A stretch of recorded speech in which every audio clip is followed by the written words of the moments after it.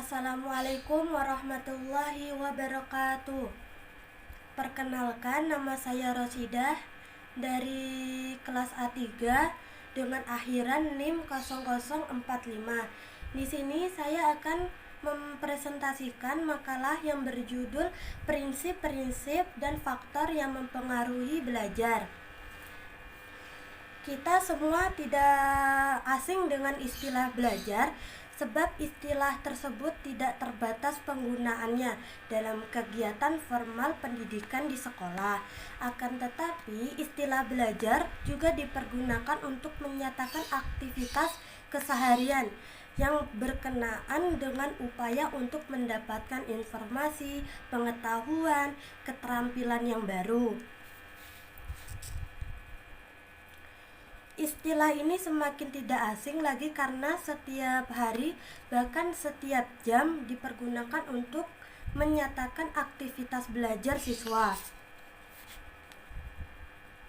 Belajar adalah suatu proses integral dalam kehidupan manusia, tidak hanya terbatas pada konteks pendidikan formal di sekolah.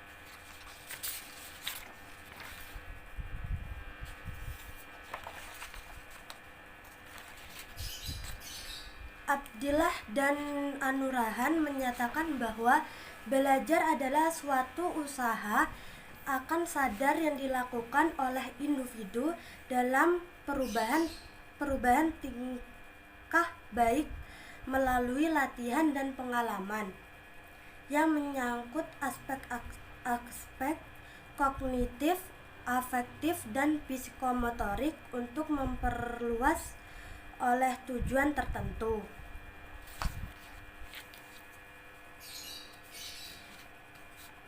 Dari pembahasan itu kita bisa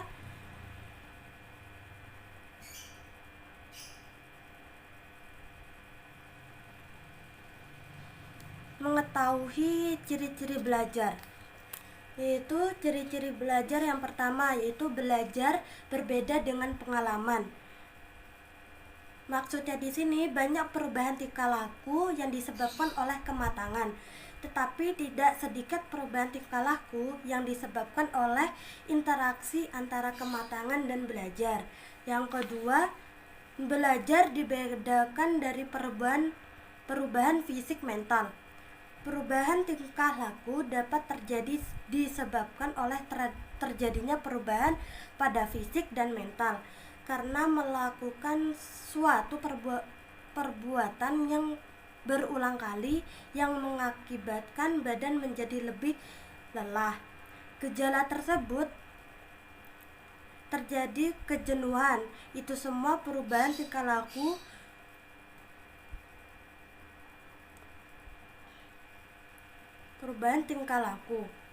Yang ketiga yaitu ciri belajar yang hasilnya relatif menetap, yaitu berlangsung dalam bentuk latihan dan pengalaman.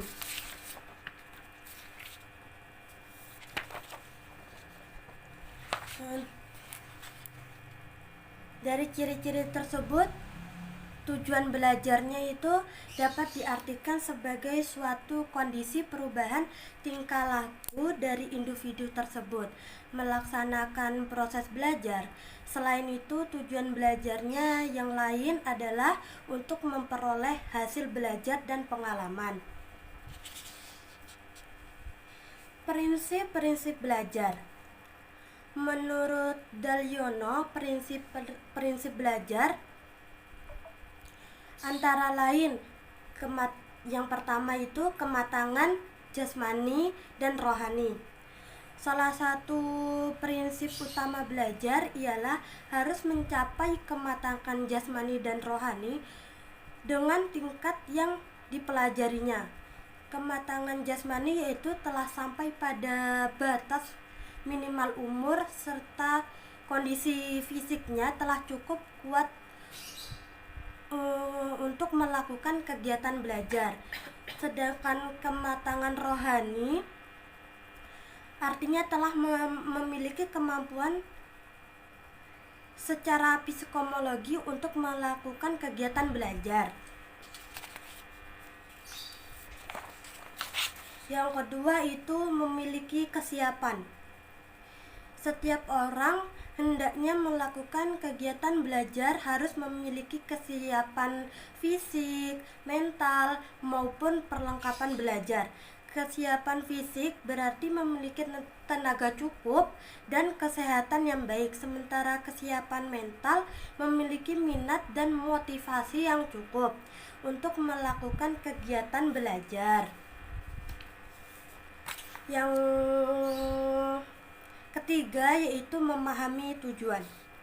Memahami tujuan dalam pembelajaran adalah kunci keberhasilan. Setiap individu yang belajar perlu memiliki pemahaman tentang arah dan manfaat tujuan.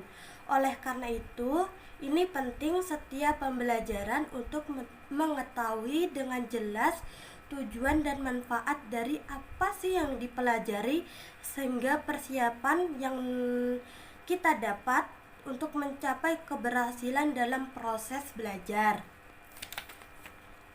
Yang keempat itu memiliki kesesungguhan, yaitu orang yang belajar harus memiliki kesesungguhan untuk melaksanakan belajar. Tanpa kesesungguhan akan memperoleh hasil yang kurang memuaskan. Yang kelima yaitu ulangan dan latihan. Prinsip yang tak kalah pentingnya adalah ulangan dan latihan. Suatu yang dipelajari perlu diulang agar meresap di dalam otak sehingga dikuasai sepenuhnya dan susah untuk dilupakan.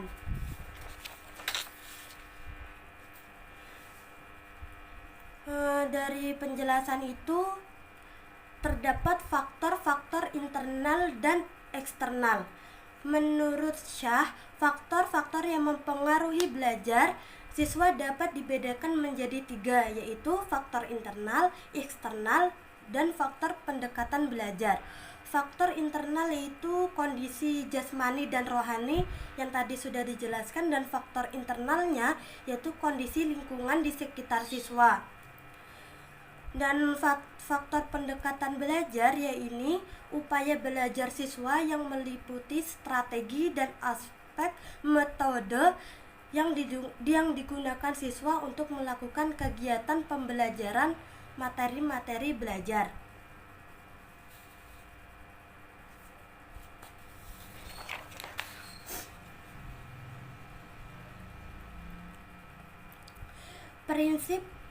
Prinsip yang perlu diterapkan dalam pengembangan kurikulum.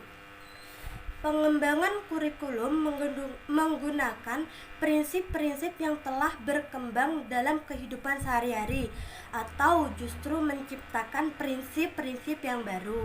Oleh karena itu, dalam implementasi kurikulum di lembaga pendidikan sangat dimungkinkan untuk menggunakan prinsip yang baru, sehingga akan ada banyak prinsip yang digunakan dalam pengembangan kurikulum. Syafaruddin dan Amaruddin menyebutkan 8 prinsip dalam pengembangan kurikulum. Prinsip-prinsip tersebut ialah yang pertama, relevansi. Relevansi memiliki makna sesuai dengan relasi. Jika mengacu pada prinsip relevansi, setidaknya kurikulum harus memperhatikan aspek internal dan eksternal. Prinsip yang kedua itu prinsip fleksibilitas, yaitu pengembangan kurikulum berupaya agar hasilnya fleksibel dan implementasinya memungkinkan menyesuaikan berdasarkan situasi dan kondisi. Yang ketiga itu prinsip kontinuitas, yaitu adanya kesinambungan dalam kurikulum baik secara vertikal maupun secara horizontal. Yang keempat yaitu prinsip efisiensi, yaitu peran yang sangat krusial dari kurikulum dalam konteks pendidikan tidak bisa diabaikan karena melibatkan aspek-aspek penting dalam perencanaan pembelajaran untuk mencapai efektivitas dan optimitas. Yang kelima yaitu prinsip efektivitas, yaitu mengacu pada sejauh mana rencana program pembelajaran dapat dicapai atau diimplementasikan.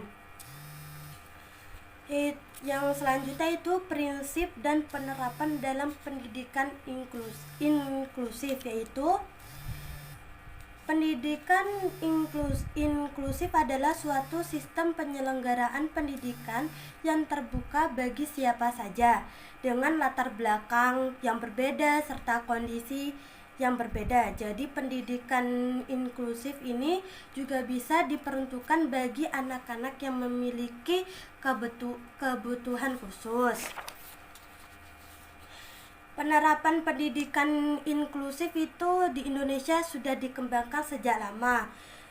Terbukti pada periode 1980 sampai 90, pendidikan bagi anak kebutuhan khusus sudah dikelompokkan secara khusus.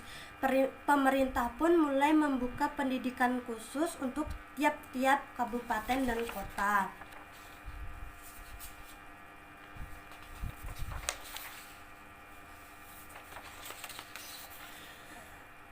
Prinsip dan faktor mempengaruhi belajar dalam konteks pendidikan sepanjang hayat. Pendidikan sepanjang hayat merupakan sebuah sistem konsep-konsep pendidikan yang menerangkan keseluruhan peristiwa-peristiwa kegiatan belajar yang berlangsung dalam kehidupan manusia. Prinsip utama dari pendidikan sepanjang hayat ini adalah setiap tempat adalah sekolah dan setiap orang adalah guru. Menurut konsep pendidikan sepanjang hayat, kegiatan-kegiatan pendidikan dianggap sebagai suatu keseluruhan. Seluruh sektor pendidikan merupakan suatu sistem yang terpadu. Konsep ini harus disesuaikan dengan kenyataan serta kebutuhan masyarakat yang bersangkutan.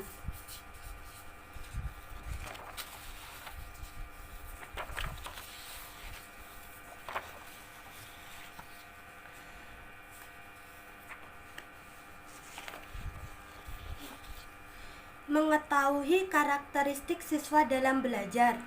Menurut Sudirman, karakteristik siswa adalah keseluruhan pola kelakuan dan kemampuan yang ada pada siswa sebagai hasil dari pembawaan dari lingkungan sosialnya, sehingga menentukan pola aktivitas dalam meraih cita-citanya. Mengapa sangat penting bagi guru untuk memahami karakteristik siswa? Berikut alasannya, yaitu memudahkan guru dalam melakukan tugasnya di kelas. Pertama, mengapa guru sangat penting memahami karakteristik siswa adalah untuk memudahkan guru dalam melakukan tugasnya di kelas. Guru memiliki tugas memberikan pembelajaran di kelas. Yang kedua yaitu menjadi pertimbangan dalam menentukan strategi pembelajaran. Karakteristik siswa bisa menjadi pertimbangan bagi guru dalam menentukan strategi pembelajaran. Yang ketiga, mengatasi hambatan selama proses pembelajaran. Yang keempat, sebagai acuan pembuatan rancangan pembelajaran. Yang kelima, bahan melakukan evaluasi belajar.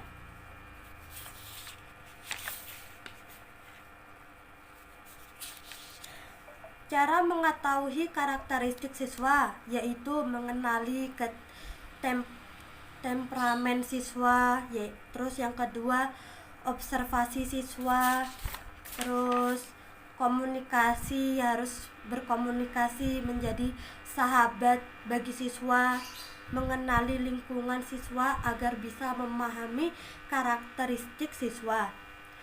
Yang terakhir yaitu berdiskusi dengan orang tua siswa agar lebih memahami karakteristik siswa.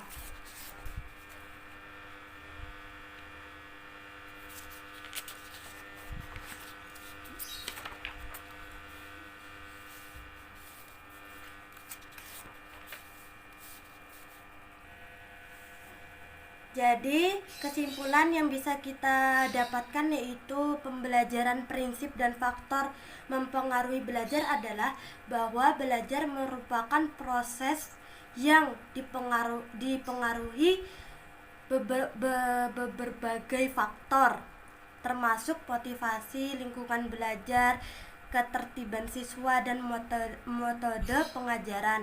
Prinsip-prinsip seperti pengalaman pribadi, keterlibatan aktivitas, memberikan umpan balik yang efektif juga penting dalam pembelajaran yang efektif. Oleh karena itu, penting untuk menciptakan lingkungan belajar yang mendukung, mendorong, dan menggunakan strategi pengajaran yang sesuai dengan kebutuhan siswa. Baik, itu saja yang bisa saya sampaikan.